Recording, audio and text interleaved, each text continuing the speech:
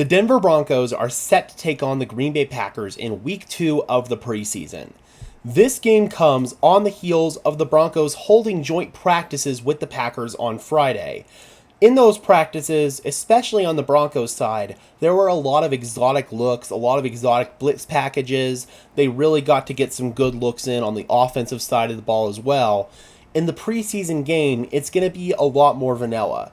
The Packers, per Matt LaFleur, aren't even going to play their starters in this game because of the good looks that they got in those joint practices with the Broncos. But from Denver's side of things, they're still trying to name their starting quarterback. Spoiler alert, we all know it's Bo Nix. And they're still trying to work out a couple of other competitions for starting roles. So Denver is going to play their starters quite a bit in this game. Bo Nix got the opportunity to practice against the Packers' starting defense on Friday, and he passed that test with flying colors. He was calm, cool, and collected out there, and based on his performance, he may well have won the starting job based on that alone. He is set to get the start in this preseason game, where he can formally wrap a bow, no pun intended, on his starting role for the Denver Broncos. Bo Nix is somebody that we're obviously going to keep a big eye on in this game. How is he going to look? Is he going to look more comfortable out there than he did in his first game? He kind of rushed through his reads a few times. His footwork looked a little bit rushed. There were times where he stepped up and tried to throw off platform when he didn't need to. He could have kept his base in the pocket and delivered the ball on time and in rhythm. Bo Nix is somebody who learns from his mistakes really quickly. So I'm going to be looking to see in this game how well that translates. Will the footwork issues be cleaned up? I'm not expecting it to be perfect, but will it be cleaned up? Will he be less rushed going through his reads? Is he just going to look a little bit more comfortable out there? That's what I'm going to be looking for Bo Nix in this game. Does he get through his reads on time and in rhythm? All of that is going to be very important for Bo to officially solidify his starting spot. He was very good at it in the joint practices with Green Bay, showed significant improvement from the previous week. So we're looking to see if that improvement is going to continue. Granted, it's mostly going to be against the Packers' backups and third stringers on the defensive side of the ball. So again, he passed the test with flying colors in joint practices. This is just a formality to finally put that bow on him winning the starting job. As far as the other quarterbacks are concerned, Jarrett Stidham, I want him to go out there and I want him to prove either why he should be the second string quarterback here in Denver or why some other team should go out and trade for him. Jarrett Stidham, I want him to be calm, cool, and collected as well, on time and in rhythm, and I want him to be a little bit more aggressive. I want to see him actually take some shots downfield. Stidham hasn't really been prone to doing that throughout the course of this offseason. He's been very safe and conservative, a lot of throws underneath, but I want to see Stiddy get more aggressive. As far as Zach Wilson is concerned, I want to see him stack another week of good tape. He was really good in that Indianapolis game. Can he get another good week of tape on the board? We'll see. I don't know if Zach Wilson is in contention to be the backup quarterback. The reason I say that is because during the joint practices with Green Bay, he worked exclusively with the threes and barely got reps. He was rotated in a little bit, but the lion's share of the reps went to Bo Nix and Jarrett Stidham. The joint practices against Green Bay would have been a perfect opportunity to ramp up Wilson's reps and give him some reps with the twos to compete with Stidham for the backup job. Sean Payton elected not to do that, so I am leaning towards Zach Wilson solidified as the third string quarterback here in Denver. I think that Sean Payton really wants to develop him, and the best way to do that is have him sit back, learn, grow, develop, and just get better as a player from the sideline watching Bo Nix operate. So Zach Wilson, he's shown a lot of improvement. I got to give him a lot of credit there because he has improved tremendously. But I still don't think, based on the reps that he's been getting, that he is in contention to be the backup quarterback. But the Broncos have a very reliable third-string quarterback. Right now, it looks like the number 2 job is Jarrett Stidham's to lose.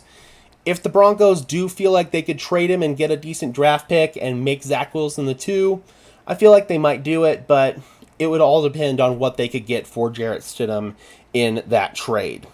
So some other things that I'm going to be looking for in this game. Marvin Mims. He was somebody who ran with the first team, second team, and third team offense during the Indianapolis game. He played well into the third quarter. The question is, will Marvin Mims kind of settle in a little bit and look more comfortable out there? He struggled throughout the course of camp, and the Broncos are expecting big things out of him. Him and Josh Reynolds are basically expected to share snaps as the Z receiver, and thus far, Marvin Mims really hasn't risen to the occasion. Will he do that in this game? Will he actually get pulled with the starters instead of having to work with the second team and third team?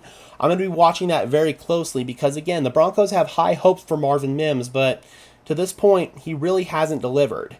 Luke Wattenberg, I'm going to be watching him really closely in this game because he has a chance to lock up the starting center position in this game. I thought that he played overall well in the Indianapolis game, looked good in pass protection, but kind of struggled a little bit as a run blocker. Getting to the second level, he was kind of overwhelmed at times. So will Luke Wattenberg kind of clean those errors up in this game and look more comfortable? That's a common theme, is will these guys just look more comfortable out there? But Luke Wattenberg, if he does do that, has the chance to be named the starting center over Alex Forsyth. Forsyth, I think, is the better run blocker, but Luke Wattenberg is the better pass protector. So what do you want to do there? I don't know. Speaking of the offensive line, I want to see less pre-snap penalties. No false starts, none of that nonsense. Don't get behind the chains early on. We had false starts in that Indianapolis game, holding penalties, just stupid mental errors, and then obviously the turnovers. So no turnovers, no mental errors, and no injuries. Those are three big things, no matter what the outcome of this game is. As long as all three of those are eliminated, then I will be happy. Samaje Perine, I'm going to be keeping an eye on him because this could be a game where he's showcased for a possible trade. Think about what the Broncos did with Albert O in the final preseason game last year against the Rams, where they showcased him, he had a big game, and then they ultimately traded him away to Philadelphia. They had no intentions of keeping him on the roster. Right now, looks like Samaje Perine isn't likely to make the team. So, will the Broncos showcase him in these final two preseason games in order to try to get a draft pick for him in a potential trade? We'll see. Otherwise, they can save $3.5 million if they were to just outright release him. We'll see if somebody wants to offer Denver at least something in return, but I think that the $3.5 million that you're saving is good enough incentive to move on from Perine with the emergence of guys like Audric Estime and Jaleel McLaughlin taking that second step forward in his development. So I think Perine might be showcased here in these next two games for a potential trade. Now, I'm going to be watching the Packers offense because they were kind of schooled in those joint practices against Denver. Vance Joseph brought out a lot of exotic pressures, and the Packers really struggled to handle that. They'll be facing less of those exotic looks in the preseason game because obviously the Broncos and the Packers both don't want to put their exotic looks on tape for other teams to see. So I think the Broncos will be able to almost come out and the Packers will be able to come out and almost have a little bit more intensity to their energy just because they know they're not going to get those exotic looks. They were embarrassed, quite frankly, in those joint practices. Will they come out with a much more physical intensity and will they be more prepared? I don't know. We'll see in this game. But if they do, then Denver might be in a little bit of trouble. Although, at the end of the day, I'm not really paying attention to wins or losses for these preseason games. It's how do they look? How well do they perform? What carries over into the regular season, basically. I'm also going to be paying attention to the defensive line. The run defense was fantastic against Indianapolis. Hopefully that will continue. Can Cody Barton claim the starting linebacker job? Jonas Griffith kind of had a up and down day against Indianapolis. I thought Barton was the better looking player though, so will Cody Barton claim the role? We'll see there. And then finally, I'm going to be paying attention to J.L. Skinner. J.L. Skinner struggled quite a bit in that Indianapolis game, and he's going to be depended on as sort of a rotational safety / dime backer for the Broncos. Brandon Jones will be back. P.J. Locke missed a tackle in that game. I'm just going to be watching the safety room as a whole to see how well things shake out there. And then special teams, We're going to be looking at the punter competition a little bit, see if Riley Dixon or Trenton Gill are able to separate themselves. All right, Broncos country, let me know in the comment section below what other players or storylines are you going to be watching in this game. Obviously, Bo Nix is going to get the lion's share of attention, but outside of him, who are you going to be watching? Drop those comments down below, guys. I would love to hear your thoughts, as always. Be sure to leave a like on this video as well as subscribe and ring the bell so these videos appear in your notification feed. I would really appreciate it, guys. Those are 2 free and easy ways to show your support. Helps tell YouTube's algorithm to push us out and helps us get seen by more and more members of Broncos country just like you and me. And until next time, guys, I am your host, Gage Madrid, saying peace out.